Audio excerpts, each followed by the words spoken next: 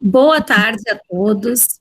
Hoje estamos aqui, então, para escutar a palestra da professora Ana Paula Seixas, que foi intitulada Empreender também é para licenciados. Bom, eu vou fazer a apresentação da Ana Paula antes de passar a palavra a ela. A Ana Paula é licenciada em Letras, Português e Espanhol pela Universidade Federal do Pampa.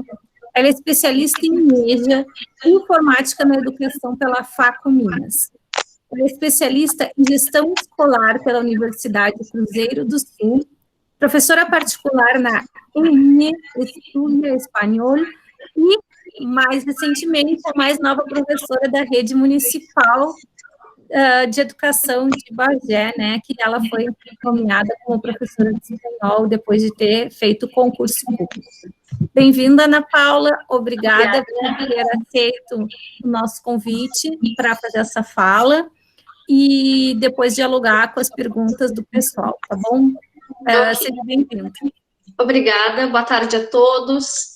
É muito bacana poder estar aqui com vocês, já que também sou cria, né, fruto da Unipampa, e é com muito gosto que eu volto e faço essas narrativas, né. Literalmente a mais nova professora, porque eu assumi hoje pela manhã, há poucas horas, na SMED, como professora de língua espanhola no município. Mas, né, são 10 anos de trajetória como professora. Então, nem sempre o caminho é tão simples, né, para a gente conseguir um espaço no mercado de trabalho. E é por isso que a nossa discussão hoje vai ser sobre empreender, né. Eu creio que o lado empreendedora de ser, em mim, nasceu já comigo, assim, é uma coisa que eu vejo que pela convivência, desde pequena, pelo meu jeito de ser, eu acho que eu já tinha algo, né, que me levava a ser empreendedora, mas tinha um outro lado de mim que era um lado que gritava para ser professora, desde criança, né? Então, eu tive sempre muita clareza naquilo que eu gostaria de ser, né? Tem muitas pessoas que eu converso, às vezes muitos jovens, né? Eu não sei ainda o que eu vou ser, eu não tenho noção do que eu vou fazer de faculdade, de curso, ou sei lá. E eu, desde criança, tinha muito claro que eu queria ser professora. Eu só não sabia como e eu não sabia por onde começar, nada disso, né? Eu venho de Aceguá, que vocês sabem que é uma cidade super pequenininha, com poucos recursos para quem quer crescer ou fazer uma faculdade, então, né? Há uma necessidade de deslocamento para se conseguir uma formação a mais. Mesmo assim, eu já tinha muita admiração pelos meus professores, eu gostava de admirar inclusive, de reproduzir em casa aquilo que eu via em sala de aula. Então, todo mundo na família comenta que brincar de boneca não era uma coisa que se encaixava com o meu hobby, né? Eu tinha bonecas, mas elas eram as minhas alunas, elas não eram para brincar de casinha ou coisa do gênero. Então, com 14 anos, eu fiz a prova de seleção para o magistério, no Justino Quintana, já morando aqui em Bagé, né, há um ano.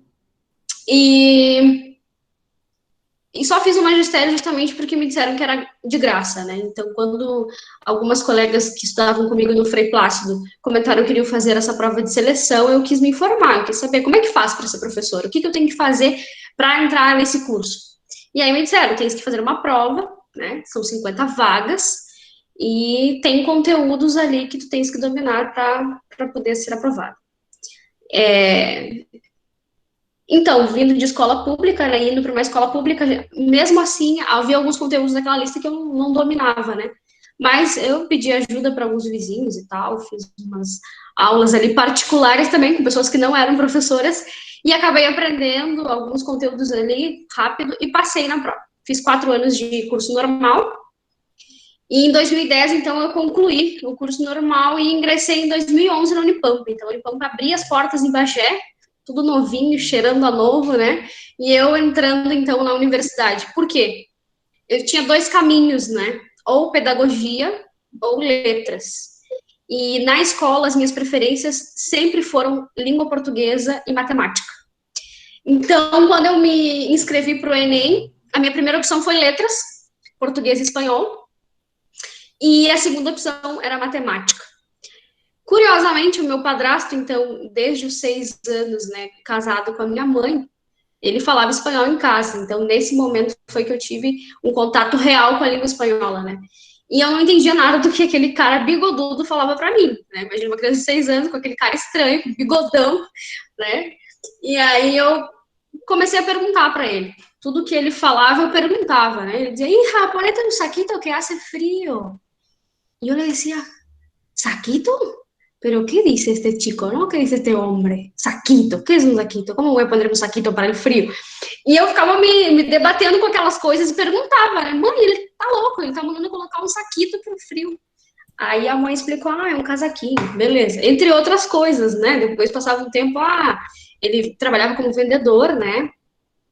Ficava 2, 3 semanas fora de casa, e aí quando ele veio, ele perguntou, hija, me extrañaste? E eu falei para ele, não, eu já te conheço, o que eu vou te estranhar? E aí ele explicou, não, estranhar é sentir saudade e tal.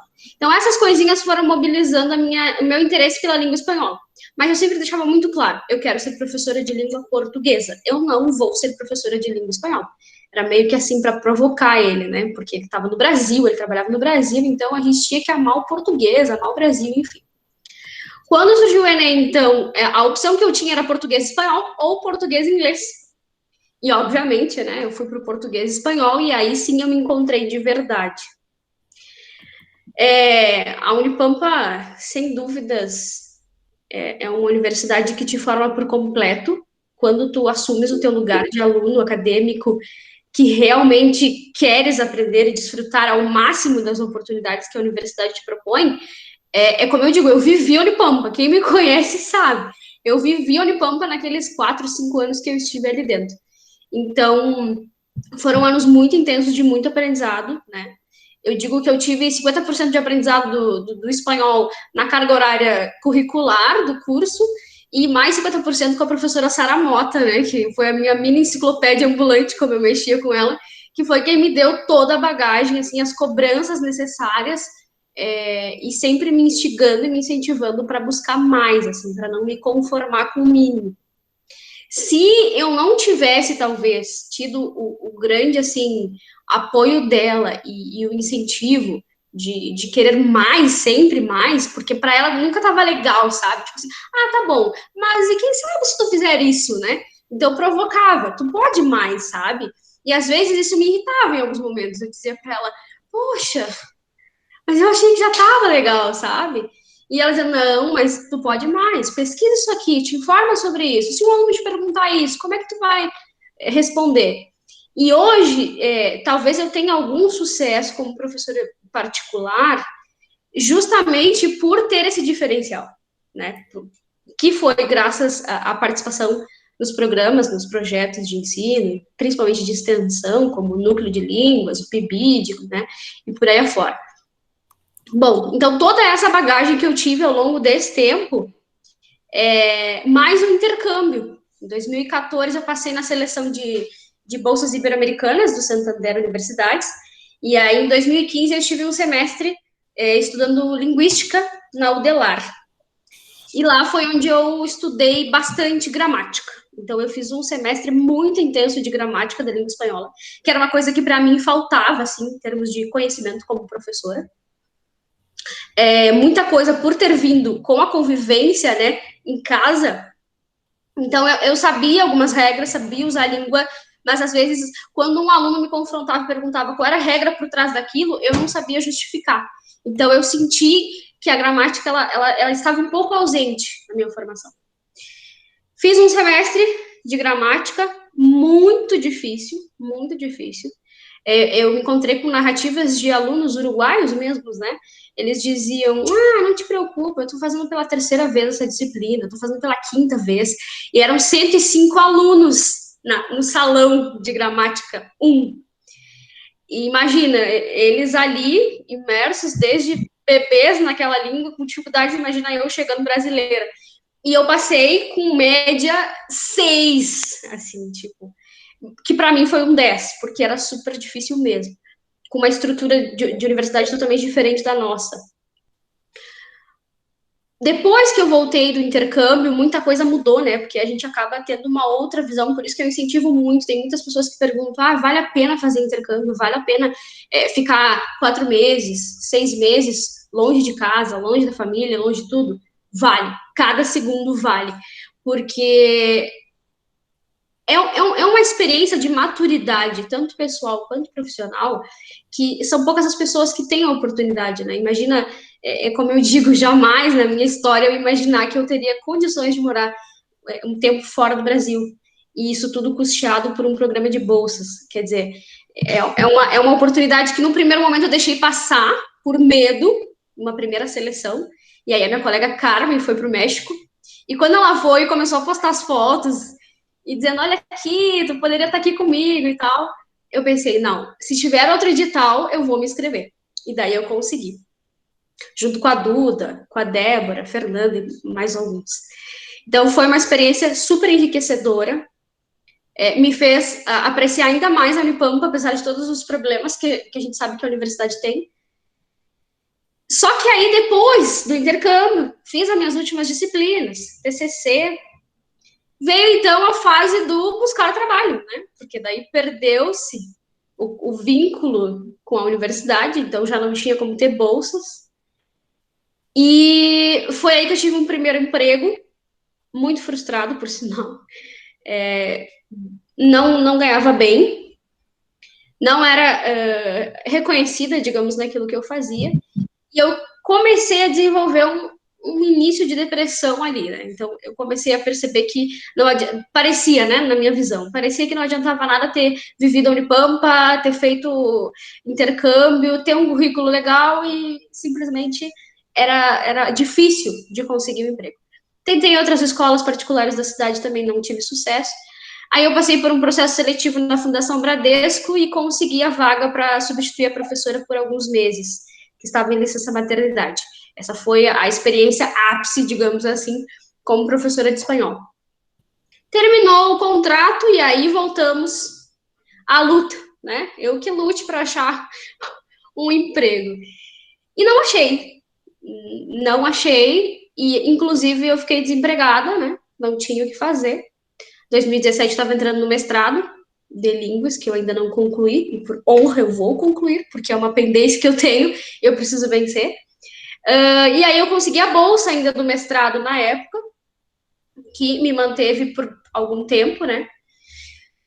Aí eu não consegui concluir o mestrado, e nesse meio tempo, 2017, um rapaz, um militar que estava na cidade, pediu uma indicação.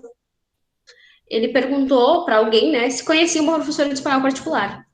E essa primeira pessoa indicou uma outra que disse, não, eu não dou aula de espanhol, mas eu conheço uma pessoa. E aí essa me indicou. E aí mais duas pessoas, ele disse, não, eu não vou fechar contigo ainda, porque eu tenho mais duas indicações para receber. Só que essas outras duas indicações também eram eu.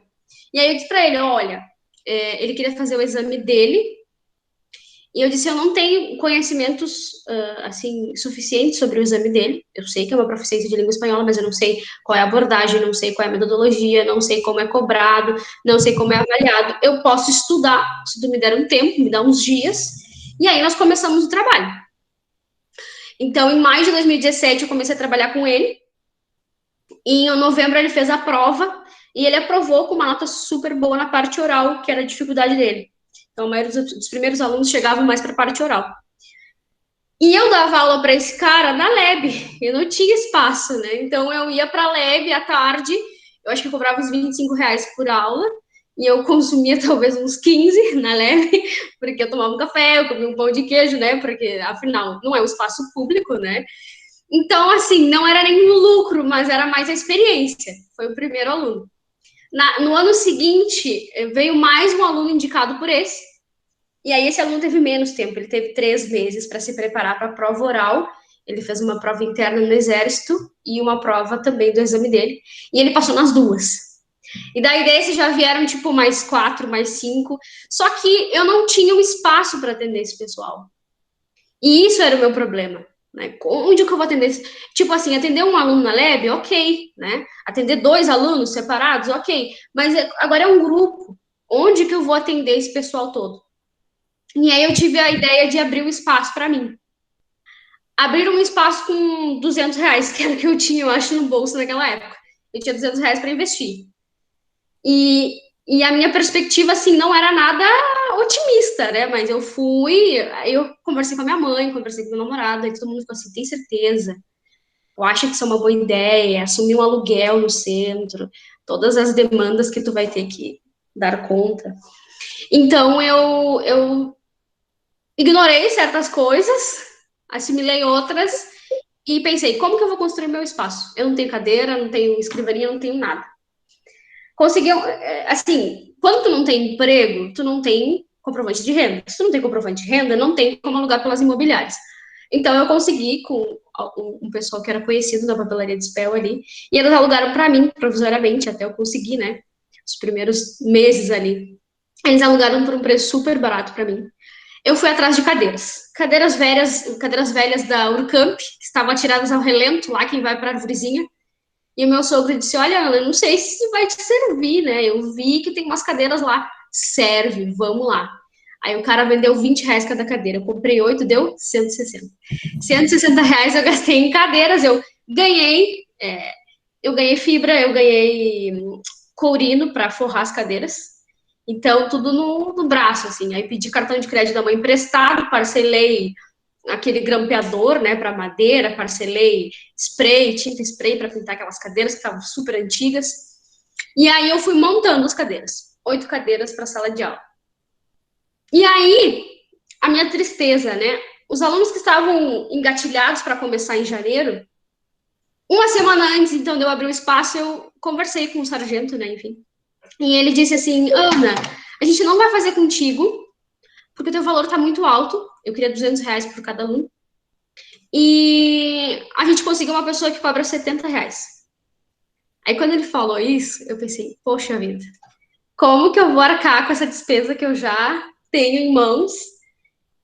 E aí eu falei, bom, tranquilo, desejo que vocês tenham um bom curso, eu só te digo uma coisa, quantidade não é qualidade. Então, eu sabia do meu potencial em relação a ser professora, e é isso que a gente tem que ter, quando tu vai ser um empreendedor, tu tem que ter certeza do potencial que tu tens.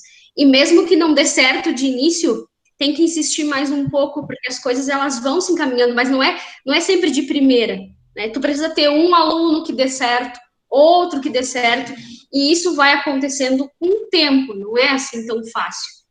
E eu fiquei super triste, cheguei em casa e a minha mãe falou assim: Olha, tu sabes muito bem, né? Minha mãe é evangélica, né? Ela só disse pra mim: a porta que Deus abre pra ti, ninguém vai fechar. E eu falei: Ah, é verdade. E me conformei com aquilo, acreditei, né? E fiquei na minha, incrédula, mas crédula, entendam como quiserem, né? Fiquei naquelas. Postei um anúncio no Facebook e, para minha desgraça, o Facebook não aceita anúncios de prestação de serviço. Ele bloqueia todos os meus anúncios, eles duram muito pouco tempo. E o meu primeiro anúncio durou, não sei, acho que nem meia hora, e a política do Facebook cortou meu anúncio. Mas um rapaz do Artilharia viu e me procurou pelo Messenger. E disse, Ana, eu tenho interesse de fazer aula particular contigo, eu realmente estou precisando de uma professora. As escolas de idiomas não têm o curso que eu preciso, que é menos tempo para fazer o exame dele e tal. E aí eu conversei com ele, não, tudo bem. E assim, se tu tiver algum amigo e tal para indicar, eu te dou R$ 50 de desconto na primeira mensalidade, né? Já aí tem um pouco de saber fazer promoção também, né? Então, tu ser professor, empreendedor, tu tens que entender quem é o teu aluno, né? Então, às vezes vai ter aluno com dificuldades financeiras que não vão conseguir pagar o valor da tua aula, mas eu, pelo menos, né, a minha índole, né? Quem é esse aluno? Ah, eu tô vendo que ele tá precisando, ele quer fazer uma aula porque ele precisa passar no exame dele para fazer medicina da Argentina. É um aluno que está no ensino médio, que não. Eu não vou cobrar dele horrores, né? Eu vou cobrar dentro do que ele possa. E ainda muita gente já chegou para mim, olha, não tenho mais condições de pagar. Beleza, vamos seguir sem pagar, entende? Eu acho que isso também é uma coisa que a gente tem que ter muito em mente. Né? Vai ter aquele que vai conseguir pagar e aquele que não tem, e tá tudo ok, a gente tem que entender que é uma missão por trás, né? Não é, eu sei que, não dá para dizer assim, eu vou viver por amor à profissão. Não, a gente precisa de uma remuneração, mas também ter um pouco de empatia, saber quem é esse outro aluno que também passou por, porque eu sempre pensei assim, eu quero dar aula de espanhol e ainda tenho projetos muito ambiciosos nessa parte mais assim, de dar aulas de graça e tal, porque eu queria ter feito cursos de idiomas e nunca pude em função do alto preço nas escolas. Então, por exemplo, inglês é uma meta que eu tenho há muitos anos e eu ainda não consegui enfrentar, justamente pelas questões financeiras de outros tempos. Então, hoje eu tenho esse olhar, assim, mais cuidadoso, né? Quem é esse meu aluno? Ele pode pagar isso? Não, ele tá me dizendo que não tem como pagar. Então, não tem problema, a gente vai achar um meio termo que fique bom para os dois. E esse rapaz, ele falou, não, ok, eu vou falar lá com o pessoal do quartel, e aí se tiver mais gente interessada, eu te aviso. Então, eu perdi 6, poderiam ser até 8 alunos nesse primeiro momento. No mês de fevereiro, ele me falou assim, nós somos 12 interessados. Então, já multiplicou por 2. E aí eu tinha mais responsabilidade, né? Porque quanto mais alunos, mais responsabilidade. E assim foi indo. Então, foi crescendo o número de alunos, eles iam aprovando, iam passando o meu nome adiante, né? Outra coisa que é muito importante no empreendedorismo é fazer um bom trabalho, porque tu é o teu chefe, tem regalias, tem vantagens nisso, mas também tem responsabilidades. Ninguém vai responder por ti se o trabalho não for bem feito. Então, ser empreendedor, trabalhar à frente de tudo, como alguém que gestiona, mas também alguém que vai dar as aulas em si, tem que ter muito cuidado com o trabalho, ter essa delicadeza de, eu não sei te responder aqui nesse momento, mas eu vou pesquisar, eu vou te responder depois, né? Ter o olhar assim para, não, realmente eu errei nessa parte, porque tudo que tu for fazer vai ser jogado para ti lá na tua indicação ou na falta dessa indicação para o outro aluno que virá. Então, é muito importante ter esse cuidado, né? Eu sou minha chefe, eu tenho vantagens, mas eu também tenho compromissos, que são representar minha própria imagem e pensar que os outros virão se o meu trabalho for bem feito. Tem esse lado, assim, a gente vive esses dois lados, funcionário-chefe, né? Que não tem quem te cobre, mas também não virão novos alunos se não fizerem um bom trabalho. Resumindo, hoje eu estou com aproximadamente 30 e poucos alunos, já tive épocas de 50 e poucos alunos, quase 60 horas semanais só particular. Então, tudo graças ao clique, eu digo assim, porque eu tinha uma porta que estava se abrindo ali, né, aulas particulares, mas eu estava focada em achar uma escola, estava focada em deixar um currículo, em ser aceita numa escola particular da cidade. Então, é por isso que eu faço a segunda pergunta, né? É empreender por necessidade ou por existência de demanda? Eu creio que no meu caso foi pelas duas coisas, pela necessidade e pela demanda. Só que uma, de certa forma, complementou a outra. Eu precisei olhar para esse nicho de trabalho que tinha e que tem no mundo inteiro, e por isso que eu vou trazer daqui a pouco algumas plataformas virtuais. Então, assim, não fala, né? Tu vai ter concorrentes. Não existe. O bom profissional sempre vai ter concorrência, mas ele sempre vai ter espaço no mercado. Então, eu creio que nesses tempos em que as pessoas querem aprender novos idiomas, mas não tem espaço, não tem tempo para se deslocar, para ir numa escola, e tem alguém que está disposto a ensinar, isso é ótimo, é fantástico para nós. Mas tem o detalhe de que nós temos que ser muito bons, porque teve vários alunos que já chegaram para mim em plataformas virtuais e disseram assim, professor, eu já passei por 3 professores e não me adaptei, eu não gostei da aula, não fluiu. E aí faziam uma aula experimental comigo, vou ficar contigo. Várias pessoas chegam em mim e dizem assim, eu digo assim, eu não tenho mais horário, mas eu vou te indicar para uma colega minha, tudo bem? Não, professora, desculpa, mas eu quero fazer contigo, porque eu recebi a indicação para fazer contigo. Então, vejam que sempre vai ter lugar para todos nós, sempre. E aí, cada aluno justamente tem um perfil, assim como cada professor. Então, aqueles alunos que se identificam com o meu perfil são aqueles que automaticamente vão ser meus alunos por 1 ano, 2 anos, né? Então, tem aquela clientela fixa, que é que faz os exames de proficiência, né? E tem aquele pessoal que começa do básico, do zero, e chega no nível intermediário alto, um pouco mais de 1 ano e meio, assim. Pensando na comunicação, né? Não estou falando aqui de estudo exaustivo de gramática. As minhas aulas têm um viés mais comunicativo, intercultural, né? Aquilo que o aluno possa se comunicar. sabe? Se comunicar. Se ele quiser gramática aprofundada, aí é uma outra questão. Mas a maioria dos alunos vem para mim e diz assim, olha, eu trabalho numa multinacional, eu tenho que entrar em contato com meus chefes que estão no Chile, que estão no México, e eu não consigo me comunicar porque eu uso o portunhol e eu já fui criticado por isso. Como que eu faço? Vamos lá. E aí a gente foca exatamente naquilo que é a demanda daquele aluno. Então, é um ensino individualizado, é um ensino que tem que levar em conta o que o aluno precisa, né? Então, é a mesma coisa quando eu trabalho, por exemplo, com alunos militares. Se eles querem o foco no exame interno do Exército, a gente tem que focar em toda uma linguagem que é dentro do Exército, tem que focar em tudo aquilo que está lá nas pautas dos editais internos do Exército. Quando esses alunos vão fazer aulas para o exame dele, por exemplo, tem que estudar as rubricas de avaliação do exame dele, entender cada uma das pautas que estão ali, o que se espera desse aluno na expressão escrita, na expressão oral, na compreensão auditiva, na compreensão leitora, para que ele obtenha esse nível, A2, B1, C1, C2, enfim. Então, isso, de certa forma, é mais cansativo, né? Porque ser professor particular e principalmente individual é bem mais cansativo. Tu tem que ter um plano para cada aluno, não tem uma fórmula mágica que se aplique a todos, não tem. Mas tem um retorno que é extremamente gratificante, assim, são coisas que tu percebe, assim, tu pega um aluno cru ou num portunhol horrível, porque ele tá forçando uma barra, né, não estou falando do portunhol da fronteira, né, que são coisas diferentes, mas é aquele portunhol forçado, assim, não, eu entendo perfeitamente espanhol, aí tu fala um pouquinho, assim, mais elaborado e não entendem nada. Então, aqui na nossa região tem esse outro lado, né, muita gente acredita que sabe espanhol, e aí quando se depara com pessoas fluentes ou com pessoas que são hispânicas, não entendem nada e não produzem nada. Ou passam por um motivo de chacota, né? Por querer falar uma coisa que eles não dominam. E eu acredito, eu sou muito chata, principalmente com a questão da fala. Porque assim como eu acho que se eu quiser aprender o inglês, por exemplo, eu quando for aprender inglês, eu já digo, eu quero aprender bem aprendidinho, sabe? Para não...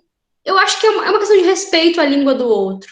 Acho que assim como quando eu ensino português, eu quero que esse aluno respeite a minha língua, a identidade que tem por trás da minha língua, e que ele consiga se comunicar da melhor forma. Também para o brasileiro que quer falar a língua espanhola, eu exijo que tenha esse respeito com a língua do outro, né? Que não simplesmente, espanhol é fácil. Eu não gosto desse tipo de coisa.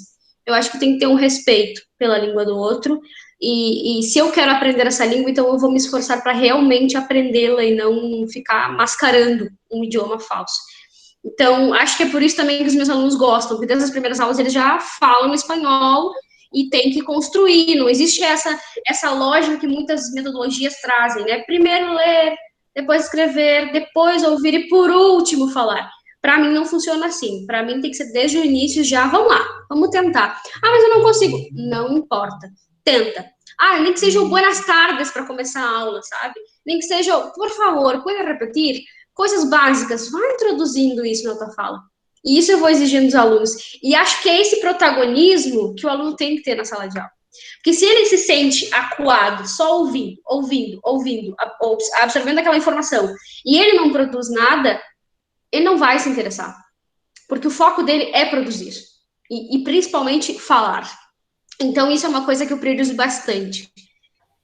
Bom, tendo pensado, então, nessa ideia, no meu ponto de vista, foram as duas coisas, a necessidade e a existência da demanda. Então, vocês vão avaliar e vocês vão perceber que em alguns momentos vai ser necessidade, em outros vai ser demanda. Mas eu já adianto, a demanda sempre vai existir, para todos nós, né? Cada um com a sua metodologia, com o seu jeito de ensinar, mas para todo mundo tem espaço, né? Então, não fiquem que nem eu aí esperando 1 ano, 2 anos para cair a ficha e querer trabalhar, né? Tem lugar para a gente trabalhar e trabalhar no conforto de casa, sem nem precisar sair. Então, aqui, por exemplo, eu já trago para vocês, eu não sei como é que pronuncia, eu sempre falei Preply, porque eu ouvi pessoas falando Preply, né, pessoas hispânicas, mas eu não sei como é que é a pronúncia certa desse site. Esse site foi assim, coloquei na internet, né, dar aulas de espanhol online. E aí comecei a fazer uma pesquisa. Isso foi naquele meio ali de desilusão que eu perdi os 6 alunos iniciais. E achei essa plataforma bastante burocrática no início, tinha que ter uma foto assim, um vídeo. Aí eu pensei, poxa, eu tenho que gravar vídeo já, eu sou muito espontânea, eu gosto de falar, não assim, gravar uma coisa, quadradinho, uma propaganda, mas vamos lá. Gravei o vídeo, fiz o meu perfil ali, a minha hora-aula tá R$70 agora, tá carinha, inclusive, né? Mas é proposital, tá? É proposital porque eu não tenho horários, então eu coloco bem alto, que daí só quem realmente quer pagar aquilo ali que me chama, senão ninguém me chama. Porque no normal, assim, eu costumo cobrar R$35, R$40 a hora, dependendo do pacote de horas que o aluno for fazer. Então, quanto mais aulas esse aluno faz, mais barato fica para ele. A mesma coisa se for turma, né? Então, o valor da turma nunca vai ser o mesmo que o valor de uma pessoa só no seu horário privado e online. Então, isso varia muito, tá? A gente tem que ter muito essa visão. Bagé não é um lugar que prestigia professores particulares.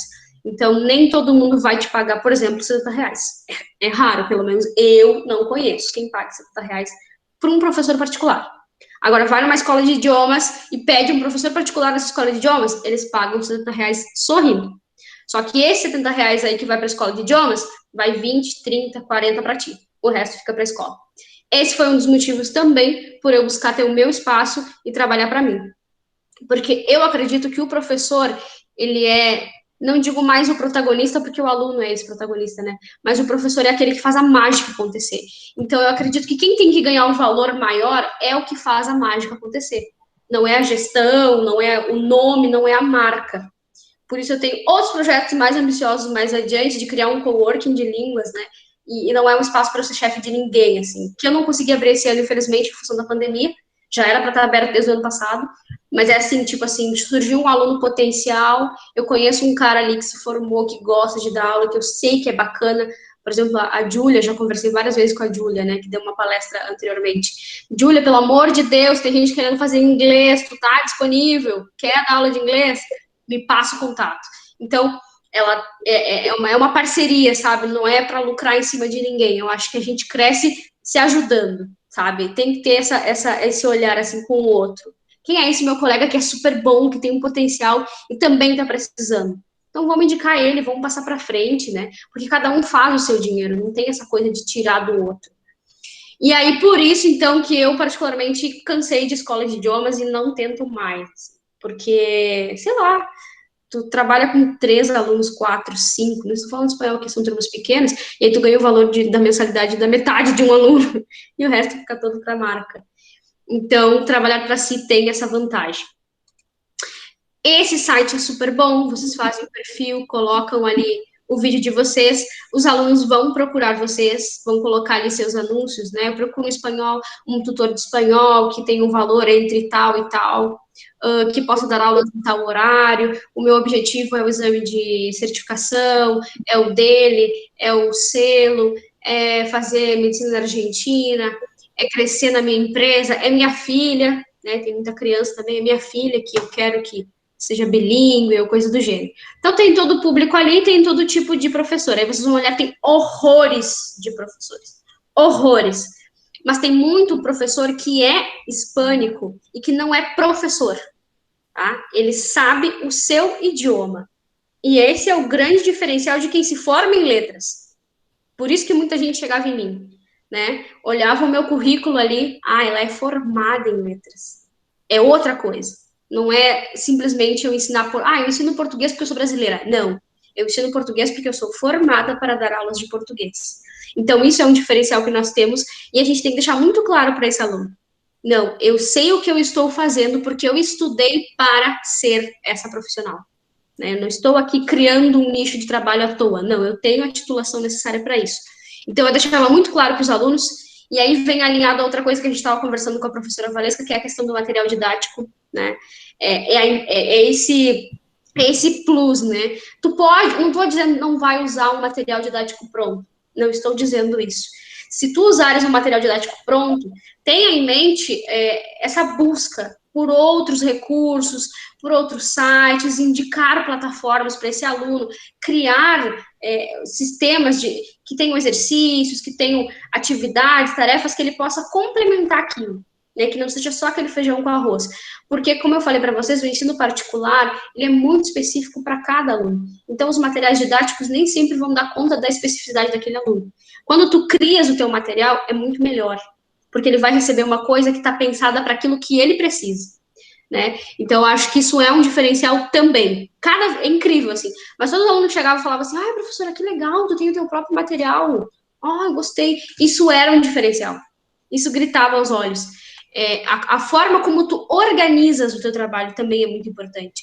Então, outra plataforma aqui que eu já passo para vocês é a Profis, tá? Eu, particularmente, não estou usando a Profis agora, e já falei para vocês, porque eu estou com uma demanda que tá além das plataformas virtuais, os próprios alunos estão me indicando para outros alunos, então eu nem preciso fazer muito marketing, os próprios alunos já vão trazendo, eu nem consigo ter tempo para atender tanta gente. Graças a Deus, e vai ser assim com vocês também, se vocês quiserem, né, seguir esse caminho. Então, tem a Profis e tem a Super Prof, tá? São 3 plataformas que eu super recomendo para vocês. É a Preply, ou Preply, não sei. A Profis, então. Qual é a diferença? Vou falar para vocês. A primeira, ela não é paga. Ela é totalmente grátis. Só que é descontada a tua hora-aula. Então, tem 2 pontos aí para a gente olhar. A primeira aula experimental que o aluno faz, ele paga, mas quem recebe é só a plataforma. O professor não ganha absolutamente nada por essa primeira aula experimental. Mesmo assim, é perfeito, porque é para te vender o teu peixe.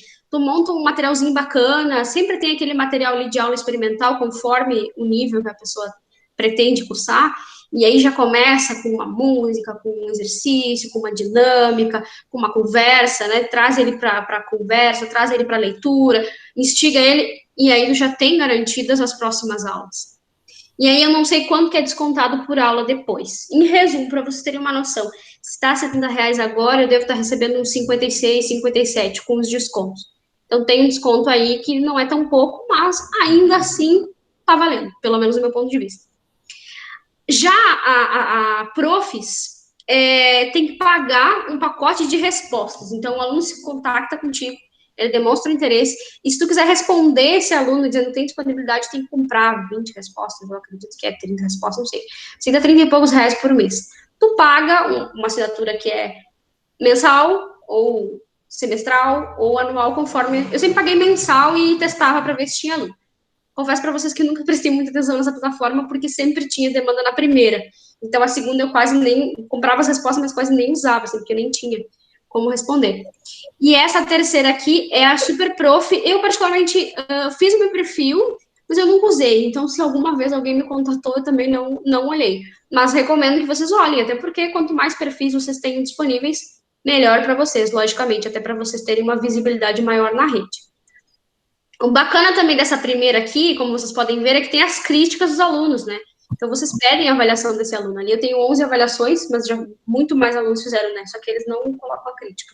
Então, tem que ser chato. Por favor, deixa ali e tal. Né? E aí, eu só tenho esse 4,9 porque uma aluna avaliou como primeira aula e ela avaliou com 4,5, que eu fiquei furiosa, que baixou meu ranking ali, porque era para ser 5. Aí ela colocou um 4,5 e depois ela falou assim, professora, e agora eu não posso avaliar de novo? Eu disse, não, só pode avaliar uma vez. Ela, poxa, agora eu não posso mudar a nota. Não tem problema. Mas depois vieram outros alunos ali que fizeram já de cara, já gostaram, já colocaram a avaliação. Então, ali tem o textinho do aluno e a nota que ele deu, né, até 5 estrelas. Fora que vocês também podem fazer aula com outros professores, né, porque é uma plataforma com vários idiomas. Então, eu fiz muito isso, né, eu dava aula de espanhol e ainda fazia aula de inglês com um professor lá de São Paulo, acho que era. Então, tipo, tem essa troca, assim, tu conhece. E, ao mesmo tempo, às vezes, eu, por exemplo, tive alunos dos Estados Unidos, da Espanha, da Colômbia, da Austrália. Então, tu tem um crescimento que é super bacana, porque são pessoas de outras culturas e, ao mesmo tempo, tu também consegue aprender um pouquinho delas, assim, da cultura delas. Isso é super bacana, essa troca é muito boa. E também, lógico, de outros estados, né? Tive vários alunos de outros estados, principalmente São Paulo, tem bastante gente de São Paulo que faz aula online. Com a pandemia, que muita gente, né, teve ainda está enfrentando esse problema de falta de trabalho, de poucos alunos, por ser presencial, eu já nem precisei me estressar, porque eu já tinha me reinventado muito antes da pandemia. Então, eu estava preparada para qualquer pessoa que estava em home office querendo aprender idiomas. E, ao contrário de muitos, a minha demanda aumentou com a pandemia. Foi o maior, assim, foi o maior índice de alunos que eu tive foi quando começou a pandemia. Foi a partir daí que surgiram mais pessoas. Né? Então, muitas pessoas dizem assim, agora a gente vai ter que se reinventar, professores, né? Agora a gente vai ter que se reinventar, agora a gente vai ter que usar tecnologia. É discutido há muitos anos, né?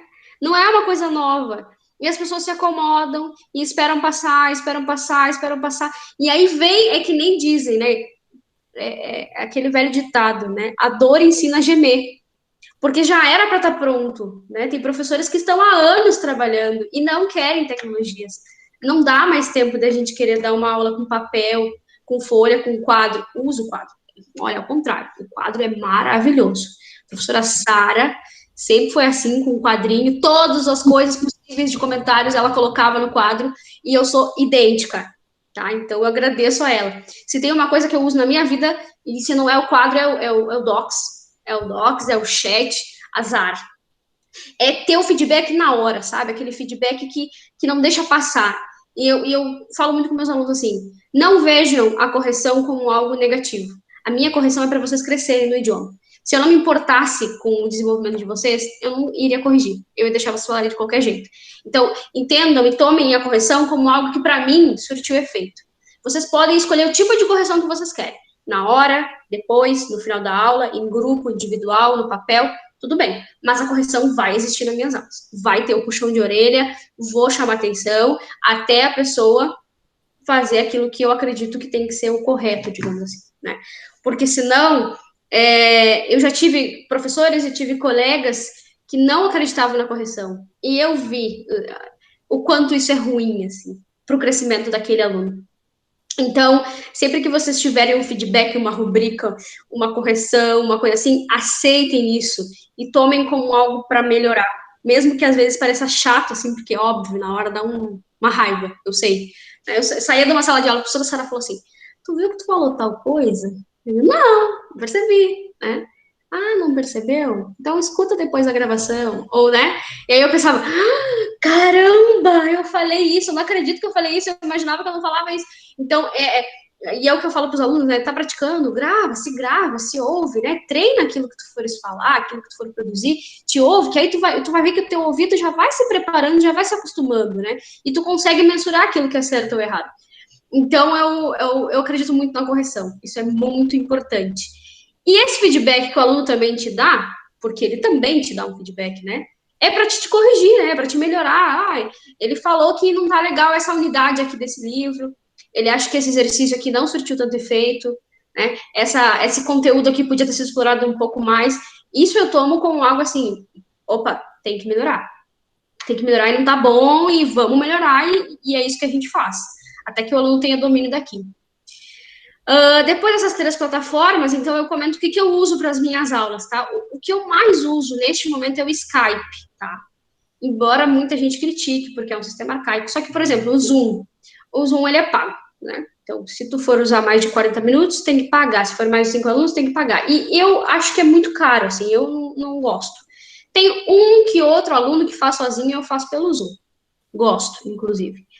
Mas, o Google Meet, qual foi o problema que eu tive, assim? Para reproduzir vídeo, eu tive esse problema, né? Eu não conseguia reproduzir um vídeo que ficasse legal para o aluno, dava uma certa interferência. Então, eu acabei deixando o Google Meet como uma segunda opção, assim, terceira, digamos. O Skype, para mim, ainda é o melhorzinho, embora seja um aplicativo que está sempre bugando, né? De vez em quando ele se desliga, ele tem vida própria, e aí tem que dizer para o aluno, meu Skype fechou, vou voltar, e vida que segue. O WhatsApp também, por que não, né? Alguns alunos gostam, preferem o WhatsApp, então vamos fazer essa videochamada ou essa audiochamada, que tem alunos, por exemplo, que não gostam de mostrar o rosto, beleza, tranquilo. Eu mostro meu rostinho, né? Sempre mostro meu rostinho. Mesmo que não gostem, mostro meu rostinho. Eu gosto que as pessoas também vejam como eu estou falando, como eu estou articulando as palavras, então isso também acredito que seja uma facilidade, né? A audiochamada não permite esse tipo de coisa. Também o Google Drive. Então, por que eu gosto do Google Drive? Aprendi na Unipampa, né? Em primeiro lugar, lógico. Acho que quem mandava mais no Google Drive era a professora Clara, né? Organizadíssima, com as pastas, aqueles textos construídos em conjunto, no Docs e tal. Então, eu tive essa referência e eu até subestimava, confesso, o Google Drive. Eu dizia, ai, que coisa chata, complicada isso aqui, né? E eu, como é que eu vou dar aula para um aluno que tá lá em São Paulo, né? Como é que ele vai mostrar o texto escrito dele para mim? Vai mandar numa folhinha com a foto? Não, né? Usando, então, o Google Drive, eu consigo organizar, né, as minhas pastinhas. Então, eu tenho a pasta, claro que aqui tem bem pouquinhos que eu não transferi, porque eu mudei de perfil, né? Mas eu tenho uma pastinha de cada cor para cada aluno. Eu tenho dentro dessa pastinha uma outra pastinha com os recursos principais, uma outra pastinha com infográficos, uma outra pastinha com áudios, uma outra coisa. Então, o aluno, quando abre essa pasta, isso é uma coisa que eles me comentam muito. Nossa, professora, eu gostei de ti porque tu é organizada. A gente consegue perceber onde que vai iniciar, onde que vamos chegar e onde está cada coisa. E eu faço também, além de tudo, eu faço os tutoriais, né? Então, eu gravo videozinho mostrando onde que entra, como clica, porque tem muitos alunos que não sabem usar. Então, também tem que ter esse domínio da ferramenta, né? Então, eu era apenas uma usuária do Google Drive porque eu era obrigada, digamos assim, pela faculdade. Quando eu comecei a trabalhar com isso, eu tive que descobrir como que eu ensino para o aluno a usar essas ferramentas. E isso é um outro desafio que eu quero também vencer na escola pública, né? Eu quero trazer... Eu tinha começado algo em 2018 como contratada nas duas escolas que eu estava, então eu usava muito o laboratório de informática para justamente instrumentalizar os alunos. Eles não sabiam baixar uma imagem, eles não sabiam abrir uma pasta, eles não sabiam como editar um texto, né? A fonte, coisinhas mínimas que para os tempos de hoje não dá mais, né? Nós não temos mais tempo para permitir que o aluno vá para o ensino médio sem saber essas coisas.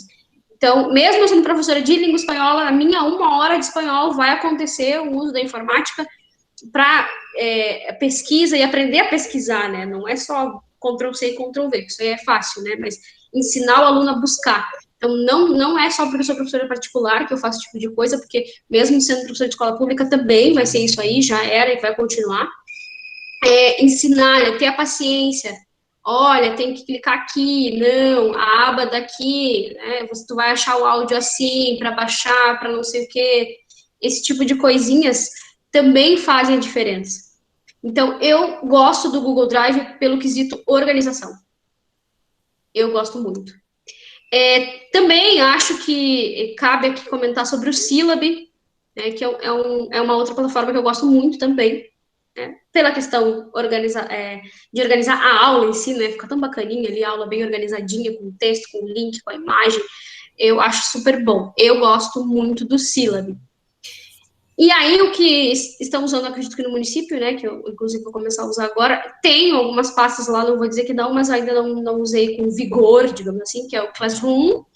Eu gosto também, né, mas ainda tem que explorar mais. Então, é um desafio que eu tenho aí, explorar mais essa ferramenta para colocar ali minhas turminhas e os materiais.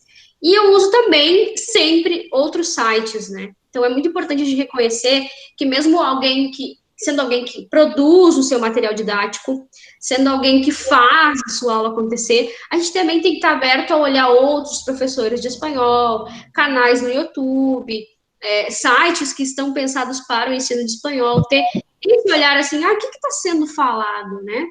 O que eles estão usando aí de mídias, de filmes, de séries, de desenhos para ensinar o espanhol?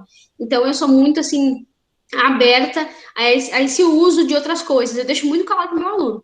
Hoje a gente vai fazer um exercício que é totalmente online nesse site aqui, para a gente praticar esse tipo de conteúdo. Ou, não, é apenas não, né, mas é um a mais. Então, após a aula, para tu reforçar os conhecimentos que a gente viu aqui, eu vou te indicar este links.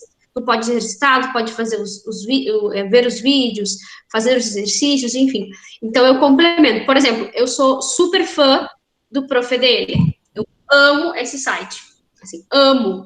Desde que eu descobri ele, assim, se eu tivesse tempo livre, uma coisa que eu investiria era criar um site como esse.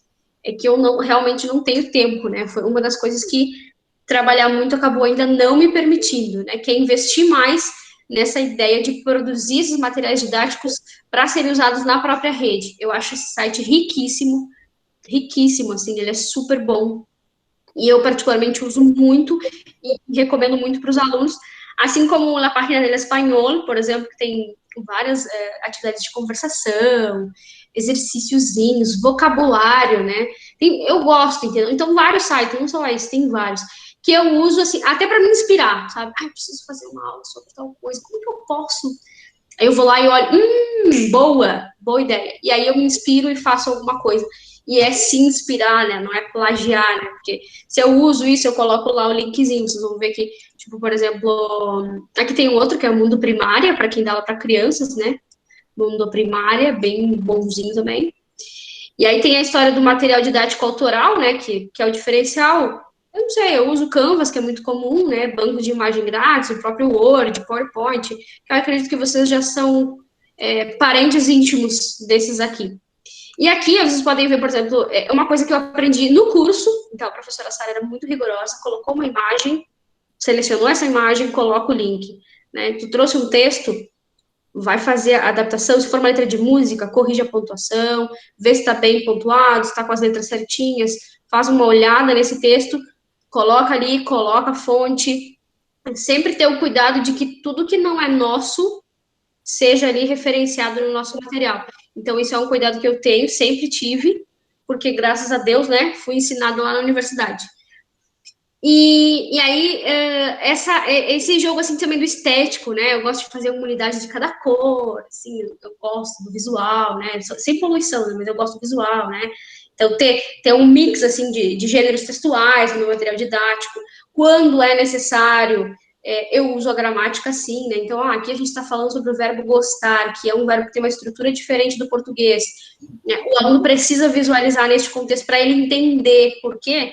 Aí eu trago gramática até para o meu próprio material didático. Ela não é descartada. Ela não é o primeiro plano, digamos assim. Ela não é. Ela está ali por trás, né? Nas entrelinhas de cada texto, de cada leitura, de cada exercício de fala ou de escrita. Mas ela aparece sim, né? E alguns alunos, eles gostam, inclusive. Então, a gente também tem que ter o cuidado de que no ensino particular, a gente também acaba, às vezes, abrindo mão de certas crenças, de certas metodologias, em prol daquilo que é melhor para o aluno. Então, a gente tem que ter esse jogo de cintura. E eu acredito que, basicamente, seja um dos grandes diferenciais, assim, ter um material didático próprio. Ou, pelo menos, por exemplo, com crianças, né? Eu tenho livros didáticos que eu uso, né? PDFs que eu consegui dos governos, por exemplo, do Chile, enfim. Então, eu consegui uma série de materiais com pessoas que, por exemplo, moraram lá e os filhos estudaram em escolas de lá e tinham todos os livros didáticos. Então, eu consegui vários livros didáticos do professor, do aluno e tal, tudo em PDF digital. Eu compartilho com esse aluno e a gente usa. Mas, além disso, com as crianças, por exemplo, eu construo portfólios. Eu gosto dessa coisa de que a criança tem uma autoria, sabe? Então, com crianças é um estilo diferente, né? Porque eu uso o portfólio, a gente constrói juntos, eu coloco as fotos deles também, do que eles estão produzindo, a gente faz jogos, sejam eles, tem uma mescla também, né? Tem os jogos que são físicos, que a gente faz mesmo no papel, no EVA e tal, e eles adoram, né? O recorte, colagem e tal. E tem aqueles que vão ser mais online, que são um pouquinho mais maduros, preferem um jogo online, um Gartic da vida, por exemplo, para desenhar lá. Eu fico horas, às vezes, desenhando, tentando adivinhar em salas que são, tipo, da Espanha, ou coisa do gênero, enfim, daí sei lá, um alimento em espanhol, né? A pessoa tem que desenhar e você tem que adivinhar. Coisinhas assim que a gente usa, que são elementos da própria internet ali, que se tem a nosso favor, e que conforme cada aluno tu vai, né, usando. Então, não é para se prender um material didático único, né? A gente, quando é professor particular, a gente experimenta tudo. A gente vai testando, fazendo testagens. E a gente vai vendo, né? Eu gosto do Gart, que é muito bom. e foi um aluno que me apresentou, inclusive, né? Então, é a vantagem, porque as próprias crianças te ensinam e aí tu vai, né, então, te mobilizando, né, para não seja tão rançoso, né, ai, não, só o jeito que eu trabalho. Não, peraí, vamos ver o que esse aluno está trazendo, o que é que ele está usando. Se funciona para ele, testa em outro, né, por exemplo, aquele, como é que é, o Kahoot, né, Kahoot. Eu fui muito resistente ao Kahoot por muito tempo, por exemplo, também. E daí um aluno também me passou, e ele ficou viciado. Então, é uma outra ferramenta que eu ainda quero explorar, ainda está no meu plano de prioridades, que é montar, né, atividades lá no Kahoot. É muito bom também, eu acho super bom, e até eu faço. E agora eu tô para colocar os adultos, vou fazer testagem com os adultos aqui, vou colocar cada um com seu celular aqui jogando para ver se eles realmente estão dominando certas estruturas ou certas coisas. Então, assim, basicamente o que eu posso compartilhar para vocês até aqui da minha trajetória é isso. Então, vale super investir nesses outros caminhos. E eu tô falando da minha experiência, né? Eu tenho colegas trabalhando com revisão de texto, com produção textual, com revisão na internet, e gente está se dando super bem com outros nichos que não são só a escola lá no final, entende? Então, a gente acaba percebendo que o caminho é muito mais amplo do que a gente enxerga quando entra na licenciatura. Oh, licenciatura é só ser professor de escola. Não, entendeu? Tem muitas outras coisas que a gente pode fazer. E eu tenho lido ainda outras profissões que eu nem imaginava que tem aí, e que o profissional de letras se dá super bem, mesmo sendo licenciatura. Então, eu acredito que empreender, às vezes, é necessário, e às vezes é uma oportunidade que te dá um plus, assim, em todos os sentidos. Tu faz o teu horário, tu coloca o teu preço, tu tens a flexibilidade, né? E isso é uma coisa que a gente tem que ter muito claro e contar com os alunos também, né? Eu sou professora particular e eu tenho uma série de coisas que às vezes acabam me impedindo de dar aquela aula, né? Então eu tenho a clareza de falar ao meu aluno, olha, hoje não vou poder dar aula, a gente pode trocar para outro dia? Claro, pode, sem problema, tá o horário. Então ter esse diálogo, né? Porque muito aluno simplesmente não avisa, né? Não aparece na aula, e aí fica lá o professor esperando, perdeu aquela aula que poderia ter ganho com outro. Então, tem que ter esse diálogo, né? Avisar com antecedência, né? Ter essa noção de que flexibilidade é importante. Nem sempre o aluno vai poder, nem sempre o professor vai poder, mas ele repõe, né? Tem professores que são, não fez, tá pago, próxima aula. Não, eu não sou assim. Sou do tipo de professora que eu falo, se tu pagar tuas 8 horas, tu vai fazer as tuas 8 horas. Claro que nós vamos encaixar conforme a minha disponibilidade e a tua. Mas se tu pagares por elas, pode ter certeza que até o final do teu curso, tu vai ter feito todas elas. Então, isso é uma coisa que também eu gosto, a flexibilidade. Poder me permitir, assim, hoje eu tô com uma enxaqueca, eu tenho muita enxaqueca. Não dá, não tem condições de trabalhar, não consigo ficar exposta à luz das telas, eu preciso descansar, eu preciso ir pro escuro. Segunda-feira eu tava assim. Falei para os alunos, olha, pessoal, não vai dar, vamos remarcar? Não tem problema, professora, fica tranquila, descanse. Bom, então, enquanto isso, e aí eu vou lá, né, que é a louca, né, manda exercícios, manda links, vocês não vão ficar sem fazer nada, tem atividade. Então, e a aula vai ser recuperada depois. Agora estou aberta às perguntas, às críticas, às sugestões, reclamações, 0800, não temos 0800, ainda não temos. Muito bom, Ana Paula, queria te dar os parabéns, né, eu tive pouquíssimo contato contigo, acho que nem fui tua professora, né, na faculdade. Só no mestrado, uma disciplina. Nem fui tua professora na faculdade, mas sempre ouvi muito a Sara falando, né, de ti e de todo o teu potencial, e eu sou testemunha que a Ana Paula, o ano passado eu indiquei a Ana Paula para umas 3 pessoas diferentes, e as pessoas me retornavam no WhatsApp e diziam, Valesca, ela não tem horário. Eu me lembro que eu indiquei uma menina lá em junho, e ela dizia assim, Valesca, ela só tem horário para outubro, o que eu faço? Me indica outra. E aí eu disse assim, poxa, que bom, né, que ao mesmo tempo que eu ficava triste de indicar e ela não tem horário para as pessoas, mas saber que estava dando certo, né, que enfim, né, que levar o trabalho com seriedade, enfim. E eu lembro, né, da Paula dando aula no núcleo e a Sara sempre falando dos materiais da Ana Paula, né, e eu, aqui na disciplina, o pessoal está produzindo material, né, eles estão produzindo materiais e agora eles têm que dar aula para alguém que eles escolheram, né, dar aula.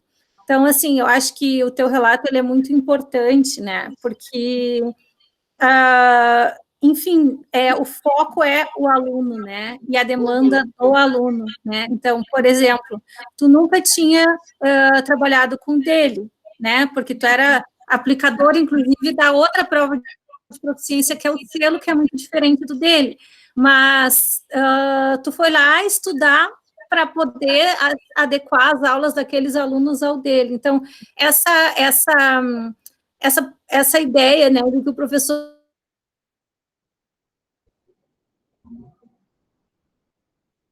tu ter dito isso, né, Ana Paula, porque a mesma questão das tecnologias, né, tu já vinha nesse ritmo, né, não foi a pandemia que te trouxe essa possibilidade. Então, é óbvio que estar antenado, né, nas tendências e na demanda que o aluno traz, né, tu não vai dar o tema que tu quer, a aula que tu quer, mas tu saber que aquela pessoa precisa disso e essa é a demanda dela.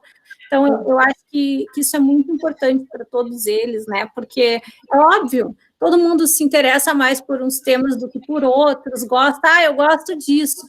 Só que nesse contexto, né, de muita concorrência, eu entrei naquela plataforma que tu dá aula, aquela primeira que tu falou, para procurar um professor de inglês. Realmente, assim, tem um monte de gente, né? Aí tu vê o videozinho, tu lê o perfil, tem todos os preços, né, no inglês, por exemplo, aquele que eu tinha escolhido era R$110 a hora, tinha outros que era 200 e poucos reais a hora, aí tu começa a ler o que as pessoas, os alunos escrevem, né, então a oferta é enorme, né, então é o boca a boca, é a fama, né, é a tua imagem como professor que vai garantir que outros venham e te procurem e que aquela pessoa que fez uma aula retorne, né? Então, é óbvio que é muito competitivo, né? E tu só foi agregando alunos porque tu foi mostrando um trabalho de qualidade, senão as pessoas não iam se somar, né? Então, é essa responsabilidade, digamos, né, que profissional, né, que também ela começa a ser construída na faculdade, né? Porque como eu falei, eu lembro da Sara falando das aulas que tu dava no núcleo, dos materiais. Eu acho que até hoje a Sara compartilha com os estagiários os materiais que tu elaborou, né, para o núcleo, né, que eram materiais muito bons e sempre com essa preocupação, né, com layout, com ser interessante o material para o aluno. E eles têm essa oportunidade, né? A hora é agora, né? Deles testarem, errarem, né? Como tu disse, assim, a Sara te mandava fazer de novo, tu fazia, e enfim, né? Isso foi te construindo como profissional, né? E eu acho que isso é muito importante, porque que bom que tu consegue enxergar que não foram coisas perdidas, né? Que aquilo tudo foi realmente te construindo como profissional, né? E é muito legal ver isso, né, no discurso de vocês, assim, na semana anterior que a Júlia teve aqui, né? Então, realmente, assim, existem muitas portas, né? Muitas portas, né?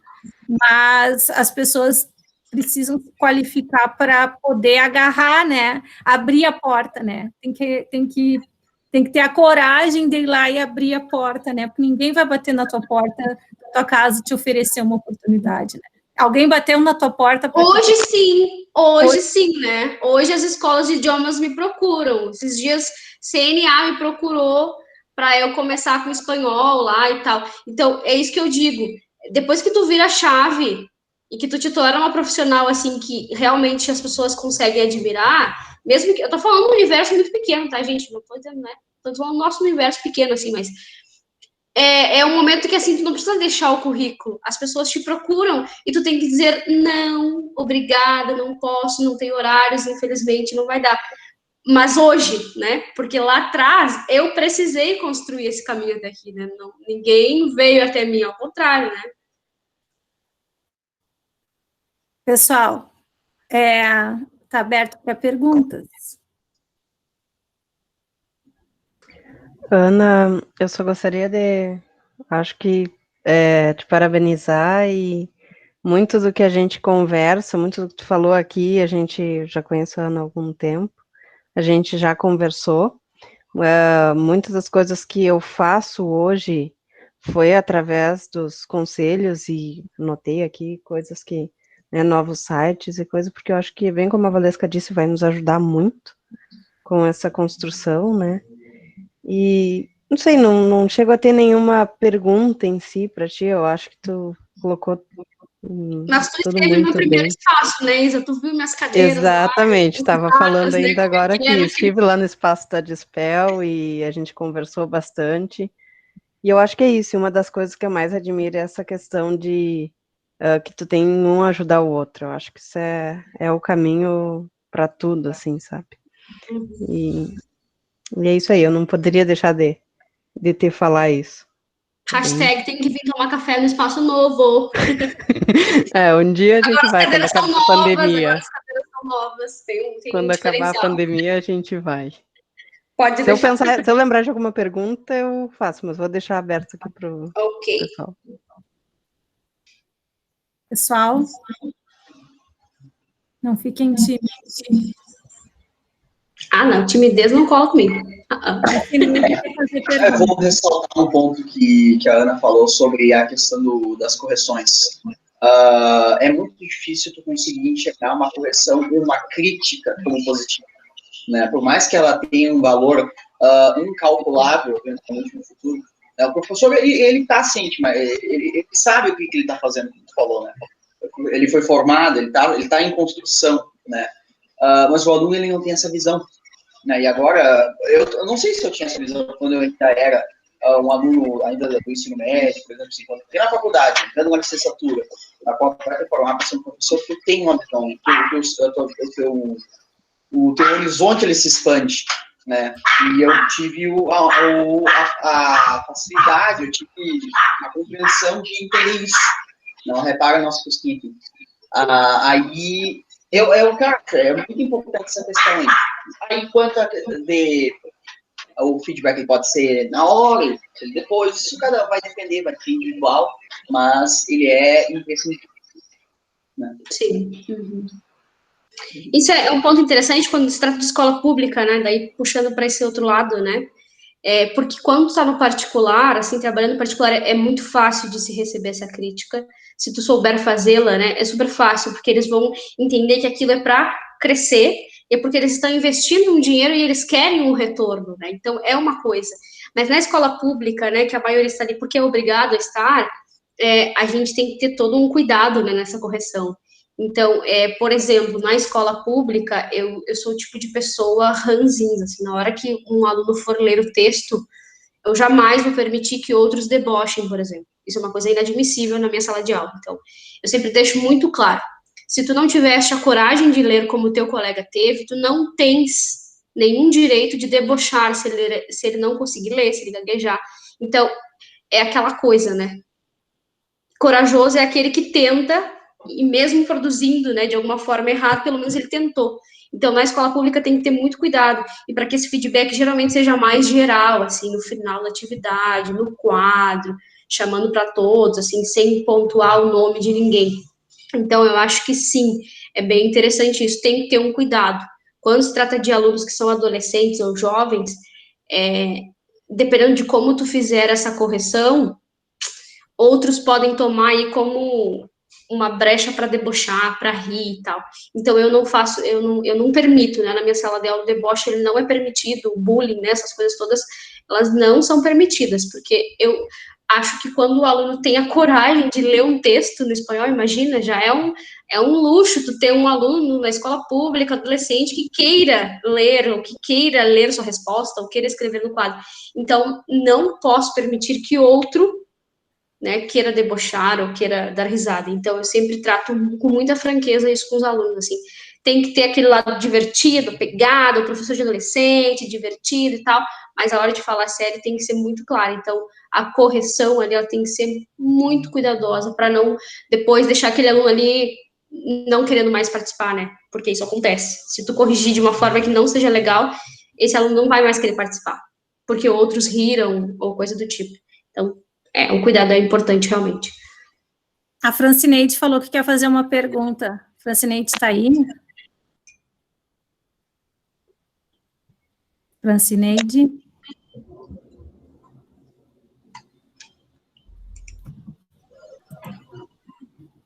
Francineide? Tem uma pergunta aqui da Helena, eu acho. Tá, vamos passar para a muito a internet. Não sei se vocês estão me ouvindo. Sim. Sim, estava travando a internet, não estava conseguindo abrir o microfone. A minha pergunta é, Ana, como você organiza as aulas com os alunos de diferentes níveis da língua espanhola? Bom, na verdade, cada aluno entra num momento, né? Então, tem um aluno que entrou no dia 1º, tem um momento que entrou no dia 5, tem aluno que entrou com o nível básico do básico. O que eu faço? A primeira aula, a aula experimental, ela também é uma aula de nivelamento. Então, eu costumo justamente fazer algumas perguntas, algumas atividades e vou tomando nota. Eu tomo muitas notas nessa primeira aula. Ao final dessa primeira aula, eu jogo a real para esse aluno. Digo, olha, pelo que eu analisei na tua escrita, na tua fala, na tua oralidade e tal, né? Eu observo que nós vamos precisar começar do zero, né? Eu observo que tu já estás no nível A2, né? Então, conforme a experiência que tu já vai tendo, tu já vai conseguindo nivelar esse aluno, porque tu percebe que coisas que ele já tem que são típicas daquele nível, que coisas que faltam para ele chegar naquele outro. E aí eu direciono as aulas conforme o nível do aluno. Então, às vezes, eu até consigo ter aquele material didático que é de básico 1, mas que eu posso aumentar o nível de cobrança ou diminuir conforme o aluno. Então, cada pastinha que vocês viram ali é para cada aluno. E eu não consigo compartilhar um mesmo tipo de aula, não dá. Isso não funciona. Então, como que eu divido? Pelos níveis, por exemplo, do marco de referência lá. Eu pego A1, A2, B1, B2, C1, C2. Então, geralmente, os alunos que chegam ou A1, ou A2, ou B1. É isso, assim, quem vai começar, né? Eu nunca peguei aluno com um nível mais avançado já. Então, aí ele vai crescendo. E ao final das unidades, eu vou fazendo justamente avaliações, e essas avaliações vão me dizer se ele já tem aquilo que é típico daquele nível, ou o que falta ainda para ele se comunicar dentro desse nível. Então, cada um vai indo conforme, né? Eu pego justamente as referências lá que nós temos no Marco Comum da Referência para as Línguas, o Marco Comum Europeu, eu nunca sei o nome, eu sempre me perco na ordem, tá? Sou péssima com nomes e datas, me desculpe. Por isso que eu não fiz história nunca, né? Porque senão não daria muito certo. Sou péssima com essas coisas, assim, essas informações mecânicas, não dá. Então, o que acontece? Lá naqueles níveis, eu vou sempre trazendo atividades que vão alimentando o conhecimento do aluno até que ele chegue na próxima etapa. Então, eles, dentro das pastas dos materiais, eu vou trazendo coisas que se alinham a A1, A2, B1, B2. Geralmente são os níveis que eu mais trabalho, até o B2. Então, é nessa forma, assim, que eu vou dividindo, né? Cada aluno conforme o nível em que ele se encontra. Acho que era essa a pergunta, né? Não sei se eu respondi bem. Bom, agora vamos fazer a pergunta da Helena. Como é que tu faz esse controle, né, de professora, amiga descontraída, mas ainda professora?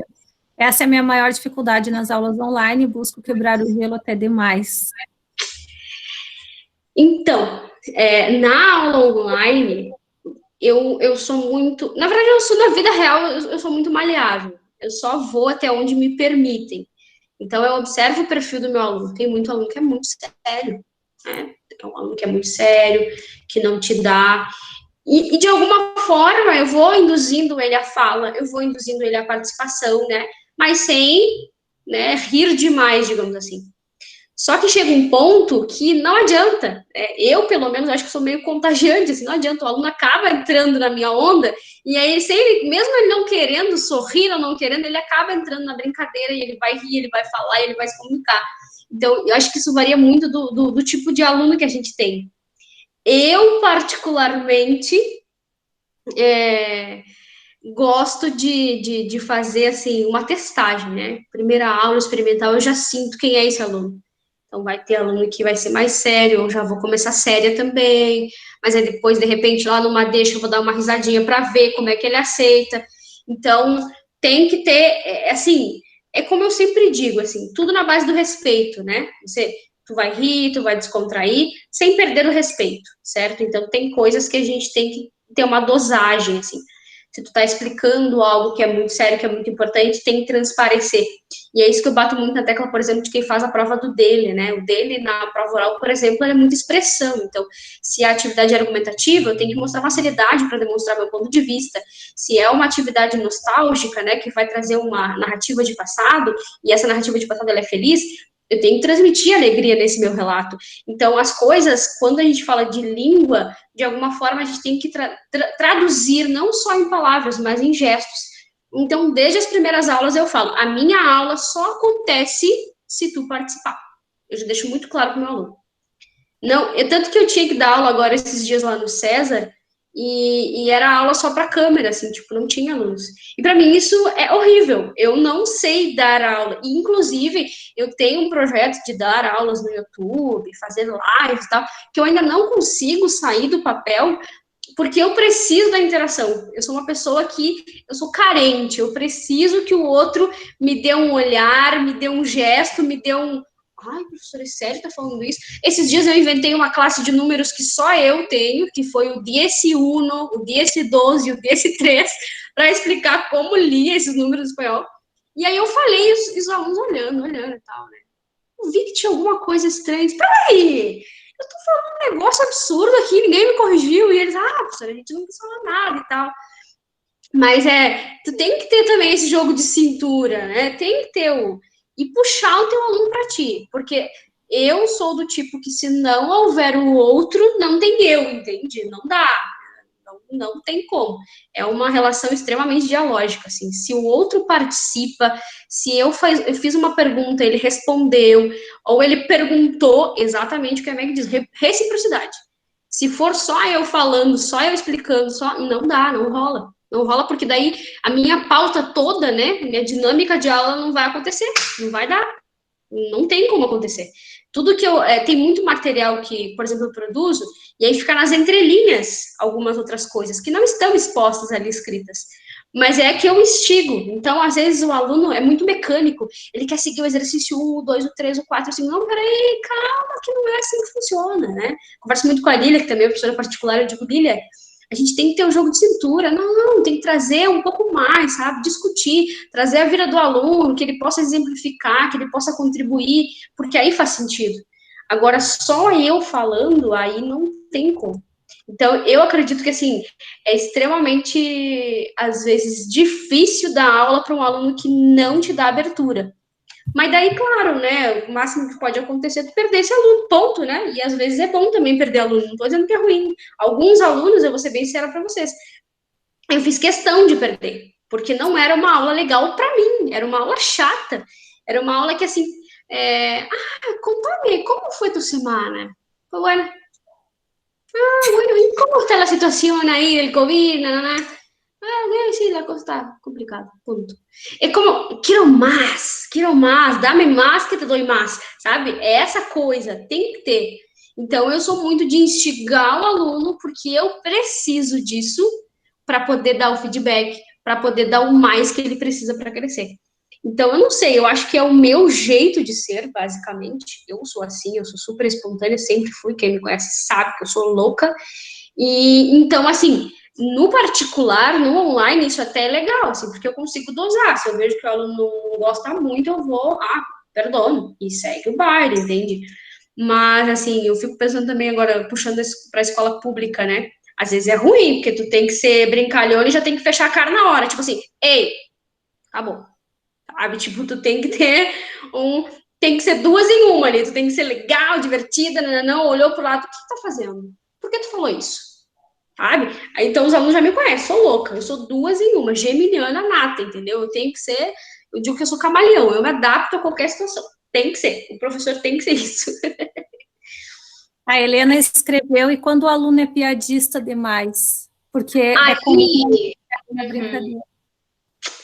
Bom, então aí se ele é piadista, eu sou 10 vezes pior, né? Então, se o aluno fizer algo que não foi legal, eu vou saber impor respeito, né? Então, tem muitos alunos que sim, às vezes partem para uma outra dimensão. Então, eu trago muito, assim, respeito, né?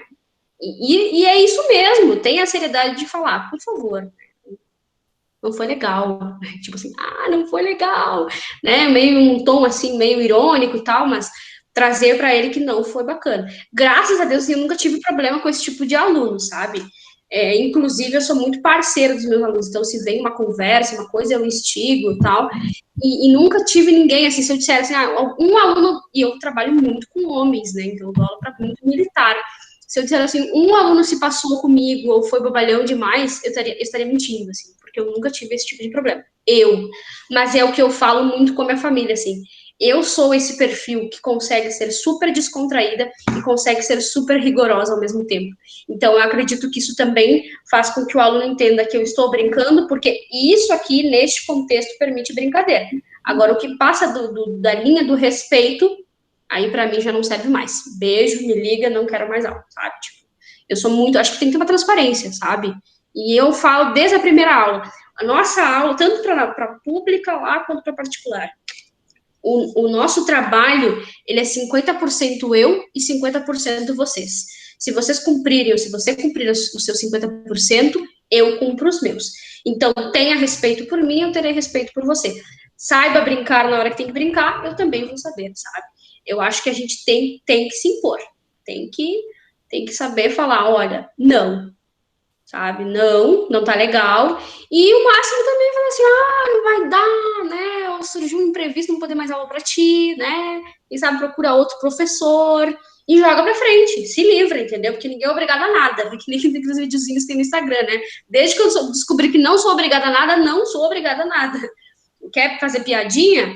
Vai para um programa de comediante lá. Comigo, não, entendeu? Então, tem que ter a seriedade mesmo e sem medo nenhum, porque o máximo que pode acontecer, já enfrentei pessoas, e nem foi homem, foi mulher, extremamente mal educada, que me colocou lá embaixo, assim, foi uma pessoa tão ruim, tão negativa, que me deixou mal. Eu só consegui dar aula por 1 mês e pouco. E eu simplesmente falei assim, eu não posso mais trabalhar para ti. Não dá. Mas você é folgada, você tem problemas, precisa de psicólogo. Não. Eu acho que se eu estou trabalhando é porque eu tenho uma formação e porque eu preciso. Mas eu não sou obrigada a aguentar pitacos. Eu me formei para ser professora. Tem muito aluno que quer ditar a metodologia, quer ditar o que tu tem que fazer, a hora que tu tem que fazer. Então, também não. É por isso que tu tem que ter muito, muito claro quem tu é e o que tu faz. Então, eu fui muito claro, não. Eu preciso. Mas assim como eu posso dar aula para ti, eu posso dar aula para outra pessoa. Então, eu vou te agradecer, nem precisa me pagar nada, pode ficar bem tranquila. E se tu achas que eu estou errada, tudo bem, aceito, mas eu não tenho mais psicológico para aguentar esse tipo de coisa. Né, era mãe de um aluno, na verdade. Então, assim, a pessoa gritou comigo, a pessoa me xingou, a pessoa dizia quando que eu tinha que fazer o que na aula. Então, para um pouquinho, né? Qual é a tua formação? Tua formação é não sei o quê. Então, vá adaptar na sua formação. Na minha, eu sei o que eu estou fazendo. Então, eu acredito que se eu sei o que eu estou fazendo, não vai ser alguém lá da área do não sei o quê, porque tem 30 faculdades com pós-doutorado, com não sei o quê, naquela área lá, que vai vir me ensinar a ser professora. Então, a gente tem que ter a nossa postura muito firme, saber onde é o nosso lugar e defender com unhas e dentes aquilo que a gente tem como nosso perfil, como a nossa identidade. Eu não vou deixar que outra pessoa me desautorize na minha aula. Eu sei o que eu estou fazendo. E se eu não sou boa o suficiente, procuro outra, porque tá aí, como a gente falou, né? A concorrência é grande. E eu dei tchau. Confesso que foi desgastante, mas eu dei tchau. E não me arrependo, porque outros alunos vieram na sequência, entendeu? E vida que segue. Então, tem que ter, sim, uma postura. Tem que ter. Isso é crucial. A Adriele tinha levantado a mão antes e baixou. Não sei se ela quer fazer pergunta. Quer fazer pergunta, Adriele? Não, era mais uma comentário. É que o cachorro da vizinha tá latindo muito. Adriele! Eu fui tua aluna, oi! E aí era exatamente esse comentário dos alunos. Adriele sabe, mais uma testemunha ocular. E é exatamente um exemplo da aula. E eu lembro que a gente começou a ter uma discussão, foi um cursinho pré-ENEM, e a gente começou a ter uma discussão meio política. E daí eu, como aluna, a minha colega que estava discutindo comigo como aluna e o outro colega, a gente falava o que a gente queria, né? Mas a Ana, ela teve que escolher direitinho as palavras que ela ia usar porque era uma escola meio privada ali, ela tinha que ter esse cuidado, porque depois podia sobrar para ela, né? E aí ela deu a opinião dela, muita classe, e acabou com a discussão ali. Enquanto a gente podia estar fazendo piadinha e se largando as patas, e assim ia. Ah, tu era uma dessas, Driele. Ah, eu era. Mas eu gosto desse tipo de aluno que coloca, sabe, o seu posicionamento, porque essa terceira pessoa do discurso aí, ele queria impor a ideia dele, entende? Então eu também não podia deixar. E aí antes de qualquer orientação, o que eu tive foi, né, mostrar, assim, que cada um tinha a sua razão naquele momento, embora eu pendesse mais para o lado da Renata e da Adriele, logicamente, mas enfim, abafo o caso. E, né, deixei bem tranquilo assim, não, tudo bem. Só que agora não é o momento, né? Enfim, sei lá, porque ele entrou numa coisa que não tinha necessidade. Então, tu também tem que saber dizer assim, chega, né? Na minha sala de aula, mando eu, tá? Não é assim também, né? Mas digo assim no sentido de saber ter o controle das situações, porque, logicamente, pode acontecer esse tipo de situação sempre. A Meg quer fazer uma pergunta. Oi, vocês estão me escutando? Sim. Ok. Oi, Ana, tudo bem? Que prazer. Oi. Uma coisa que tu falaste aí, que até coloquei num comentário para o pessoal desse discurso, né? Que a gente tem trabalhado a questão do sentido, né? De a gente entender o sentido das coisas, inclusive de tudo que a gente faz. Porque eu já passei por uma experiência que me trouxe essa lição. Eu não posso desistir de algo por conta de uma frustração porque deu errado lá no início. Ok? Eu tenho que ter tão claro o sentido do que eu estou fazendo, por que eu estou fazendo, a intencionalidade do que eu estou fazendo, e a única coisa que vai, talvez, me fazer mudar a minha rota, né, a minha jornada, é o fato de eu ter decidido mudar, entendeu? Não, eu não quero mais fazer isso, eu quero partir para uma outra área. Aí tudo bem, mas por conta de uma frustração, pode ter de algo, né?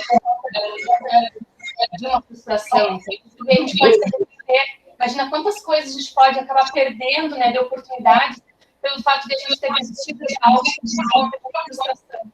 Então, parabéns. Eu estou super orgulhosa assim, de ter ouvido essa tua história aí, viu? Parabéns. Obrigada. A gente tem que ser corajoso, né? Assumir.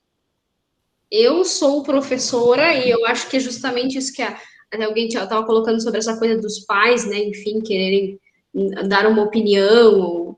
Não, entendeu? Assim, acho que o pai tem a função de educar em casa. A aula quem dá sou eu, que tenho a formação para isso. E eu tenho, e é isso, por isso que eu tô falando, né?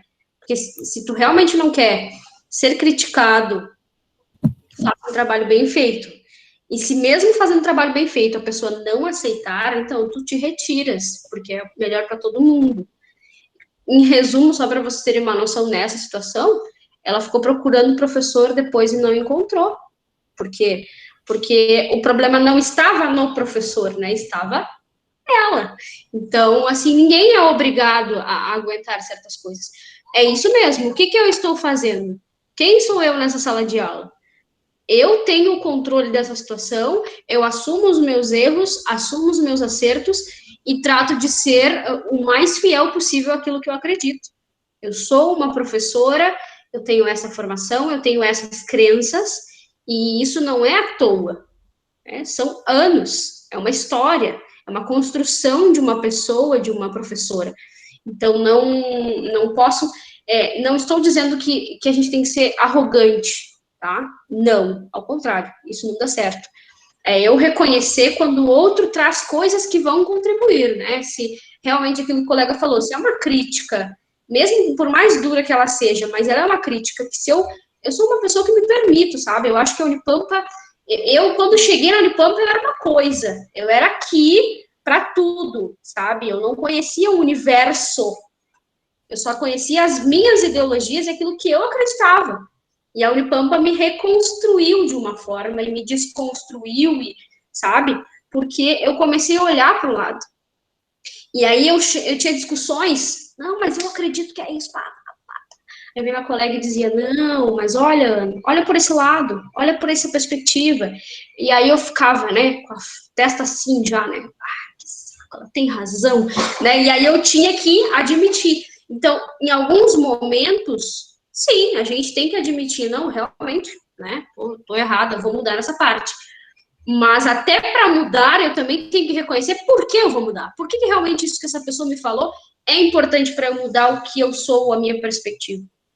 Então, se vocês têm muito claro aquilo que vocês querem, eu quero, eu vou ser isso, eu vou fazer isso, duvido que alguém derrube vocês ou que consiga, sabe, abalar aquilo que vocês têm como essência, sabe? Agora, se vocês se deixarem levar pelas críticas de pessoas que não sabem a trajetória de vocês ou que não são formados professores, ignorem. Ignorem, porque às vezes a pessoa nem sabe da tua história, nem sabe que profissional tu é e quer te ensinar a fazer aquilo.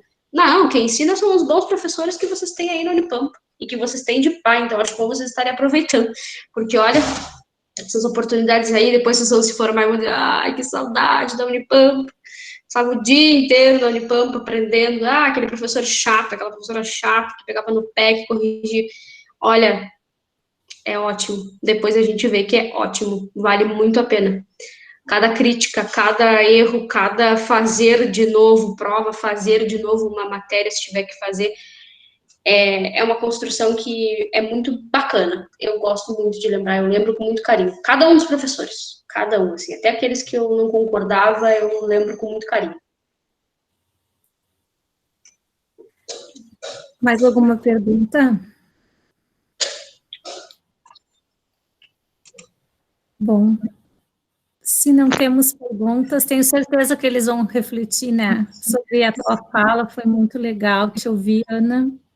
Te desejo tudo de bom nessa nova jornada de professora da rede municipal. Eu fiz o primeiro concurso que teve para espanhol, específico de espanhol, né, da rede municipal. E eu saí quando eu entrei na Unipampa, né? Então, eu tenho ótimas lembranças, assim, de quando eu fui professora da rede municipal. Eu gostava bastante, assim, dessa loucura de dar aula em várias escolas. Tu vai dar aula em várias escolas, né, para fechar a carga horária. Eu também dava aula em 5 escolas, gostava bastante desse loqueteio, assim, de estar um dia em cada lugar, conheci muita gente, trabalhei em vários bairros, e eu me lembro que em seguida que eu entrei, assim, eu chorava, assim, sabe, de saudade da aula, né, de escola municipal. E com certeza é outra experiência, né, mas é uma experiência super rica, né, é um outro contexto, assim, de muita troca, né, trocas com os alunos, com os colegas, né, com os colegas menos, porque tu acaba não tendo tanto vínculo, trabalhando cada dia da semana no colégio, mas com certeza dá para fazer bastante coisa, mesmo sendo 1 hora por semana, né? Eu acho que tem algumas escolas até que são 2 horas por semana. As que eu peguei todas é 1 hora em cada turma. Mas isso vai dificultar a minha ambição de ensinar espanhol de verdade na escola pública, que eu sou louca, né? Eu coloquei na cabeça agora que não existe esse mito de que não dá para aprender um idioma na escola pública. E eu quero testar isso com os meus alunos. Mas é muito ambicioso, ainda mais começando assim, nesses tempos de pandemia, né? Enfim, e aquela coisa, não quero parar por aqui, né? Isso que eu digo para vocês não se acomodem na vida, tá? A gente vai degrau por degrau, mas a gente vai ambicionando mais. A gente só para quando realmente perceber que não pode mais, mas assim, comecei agora na prefeitura, mas não é o fim, sabe? É só o começo, eu ainda tenho ambições muito maiores que isso. Porque eu adoro o Galeano, né? A utopia, né? Ela tá sempre lá no horizonte, né? Caminha um pouquinho, ela vai mais um pouquinho adiante. Então, a gente tem que sempre andar, sempre continuar. Eu parto desse princípio. Conformismo e se acomodar comigo não funciona. Eu acho que o professor, quando ele é acomodado, quando ele fica conformista demais, ele não ajuda, ele só atrapalha a educação do país. Muito bem, parabéns. E quando quiser voltar nas próximas vezes, está Estou esperando o edital de seleção do mestrado no ensino de línguas para voltar, se Deus quiser, na próxima turma. Vou tentar de novo e vou concluir, se Deus quiser. Que é uma meta que ficou pendente e que eu quero vencer, com certeza. Tá bom, obrigada a vocês pela paciência, né? Obrigada, professora Valesca, pelo convite. Eu posso dizer que, como tu aluna, assim, de poucos dias, né, porque foi uma disciplina de verão, eu gostei muito, assim, e até fiquei pensando, né, poxa, eu não fui aluna dela em toda a graduação, né, só uma disciplina lá no mestrado. Então, eu acredito, assim, que a gente tem muitas referências maravilhosas na Unipampa, muitas. Eu sou uma pessoa que eu sou puxa-saco da Unipampa mesmo, assim. Eu gosto da Unipampa, eu gosto dos professores, eu gosto, mesmo tendo embates, às vezes, mesmo discutindo com alguns, mesmo não aceitando tudo, eu admiro muito cada uma das pessoas que passou pela minha formação. Eu sou extremamente grata, sabe? Hoje eu olho e as pessoas perguntam, onde tu fez faculdade? Unipampa, sabe? E eu vivi a Unipampa segunda casa, assim, eu dizia, eu ficava mais na Unipampa do que em casa, bem dizer. Então, eu sei o que vocês passam estudando o dia inteiro, ficando aí todos os dias e enlouquecidos com aquele professor que pede milhões de coisas, achando que é só a disciplina dele. Normal, todo mundo passa por isso mesmo. E hoje eu faço mesmo com meus alunos, que eu atraco exercício neles, vão se virar se vocês querem aprender isso mesmo. Então, assim, é um ciclo, são ciclos e aproveitem ao máximo. Se vocês precisarem de alguma ajuda, alguma referência, eu gostei, eu queria saber mais, pode me chamar no Facebook, no WhatsApp, no Instagram, não sei lá onde, entendeu? Estou sempre aberta, como a Isadora falou, né, eu gosto de ajudar, assim, como eu sou grata, porque eu fui muito ajudada na minha formação, é o mínimo, sabe, devolver para o universo, assim. Acredito muito nessa onda de gratidão, assim, às vezes tu não consegue ser grato com aquela pessoa que te ajudou, mas aí tu consegue ajudar outra que surgiu no teu caminho. Então eu tô bem aberta, assim, para quem precisar, até às vezes uma dúvida no próprio espanhol, na disciplina lá da faculdade, ou para montar um plano de aula, que eu sou louca por fazer esse tipo de coisa também, é só me chamar, assim, às vezes não tenho tempo, você já sabe, mas a gente pode conversar e trocar ideias bem bacanas, fico sempre à disposição de vocês. Espero que vocês tenham muita sorte na caminhada de vocês, muito sucesso. Pode demorar um pouquinho, né, gurizada? Que você sabe que não vai ser assim tão rápido, né? Mas vai dar certo. No fim das contas, sempre dá.